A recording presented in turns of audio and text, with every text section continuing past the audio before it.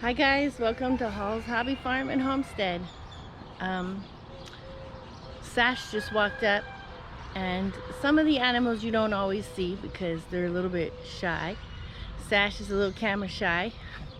He's headed for the barn, which I really don't want him to go in there because sometimes he gets locked in there because he doesn't come out and I can't find him. So anyway, see if I can flush him out of there and have you meet him. Sash! Sash! Sash! Come here, Sash! Come on! It's a little dark in here still. This is barely light up. Come on. There he goes. Do you see him?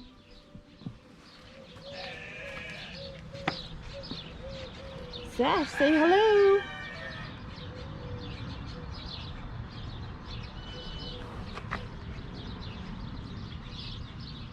Buddy. So Sash is our beloved tabby. He is such a good hunter, aren't ya? Hi, buddy. Little camera shy, but he is such a good cat.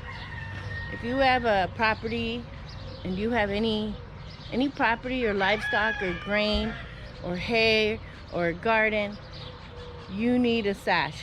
You need a really good cat that is going to catch those rodents that are eating your tomatoes, are going to catch the gophers that are eating all of your plant roots and just killing your plants. You need one that will keep the mice away. We really haven't had too many mice. I think we've only had 2. But every once in a while he'll bring a live one home and let it loose, and then somebody has to catch it. It's usually one of the other cats, because we're not the best at catching the rodents.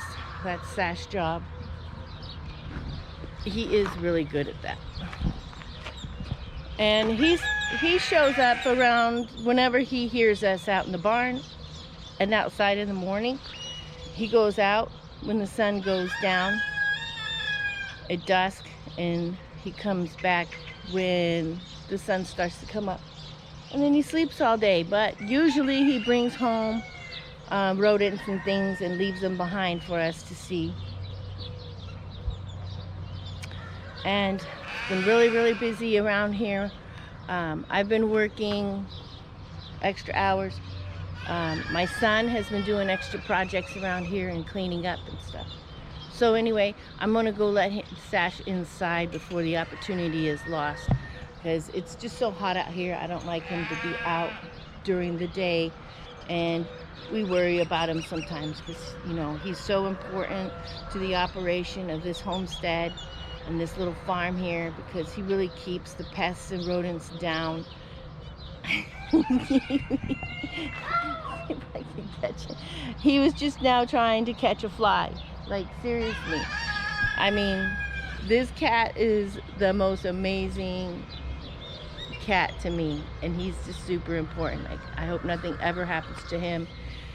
We've had other cats that were good mousers too, and you know, we'd had to get, and not all cats are great at doing that, but he's just talented at hunting.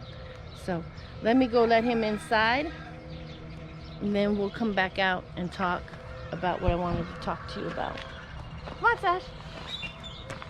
So I'm gonna go up to the house and the gate. Usually he'll follow. If he doesn't, I'll have to pick him up and bring him in. Sash, come on. Come on. Here he comes.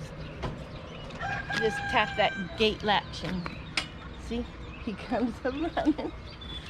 So I want to let him in so he can get his breakfast and so he can get his rest, so he can continue to hunt.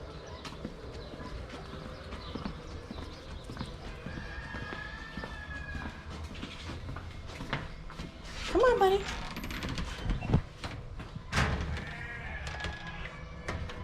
Come on. There he goes. Okay. So I wanted to talk to you guys and just let you know a little bit about us. Some of the struggles that we face. The sheep believe when I'm out here, I need to feed them right now. Jethro feels that way too sometimes. So I'm gonna sit out here by the garden so we have a nice backdrop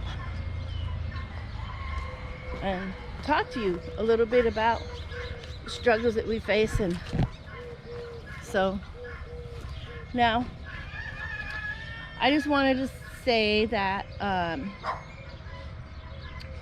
I work a lot of overtime. I work probably 60 hours a week.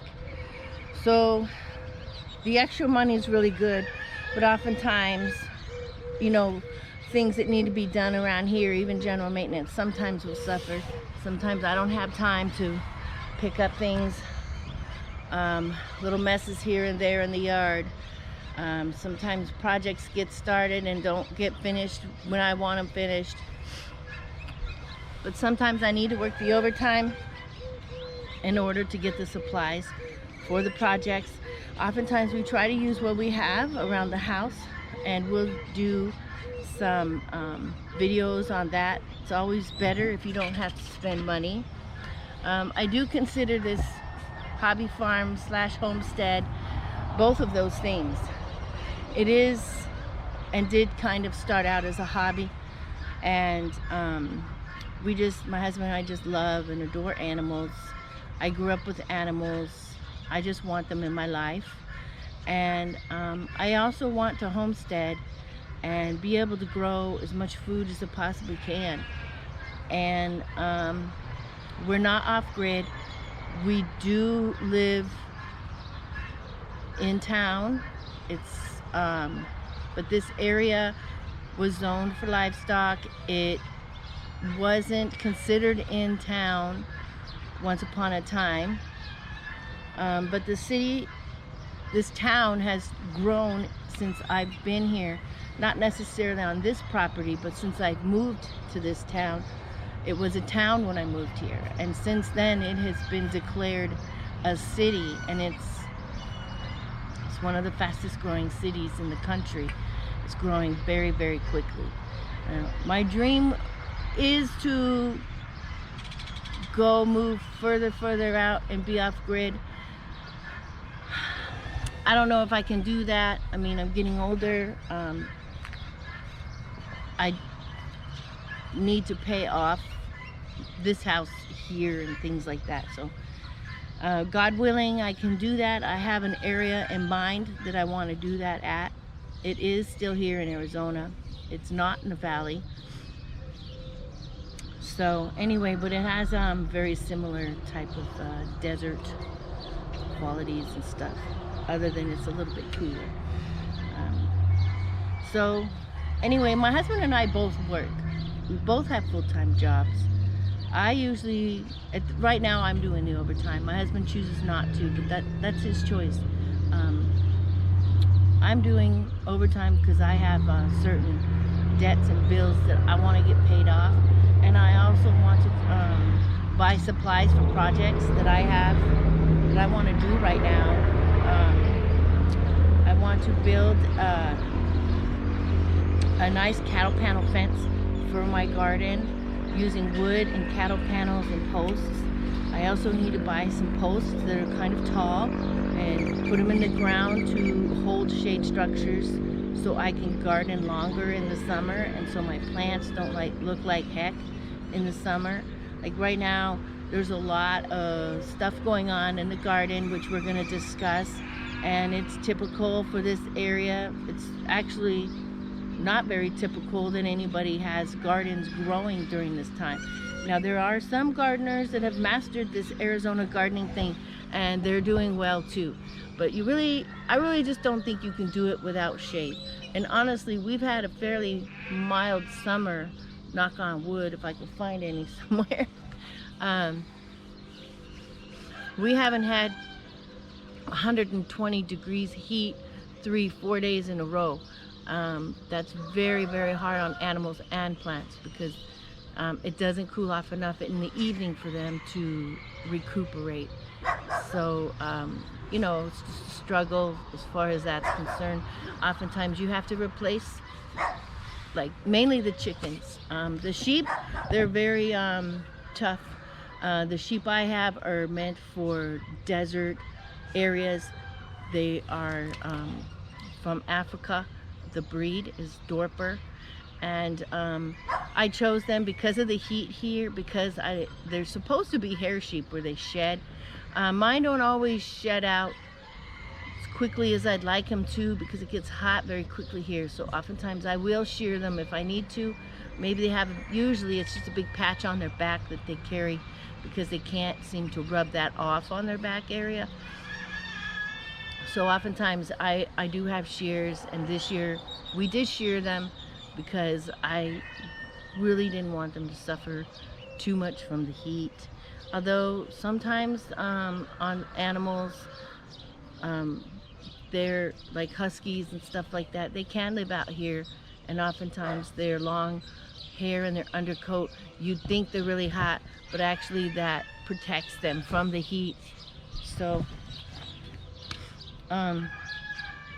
anyway, I just wanted to talk to you about that. We in some of these videos we have like irrigation lines laying out.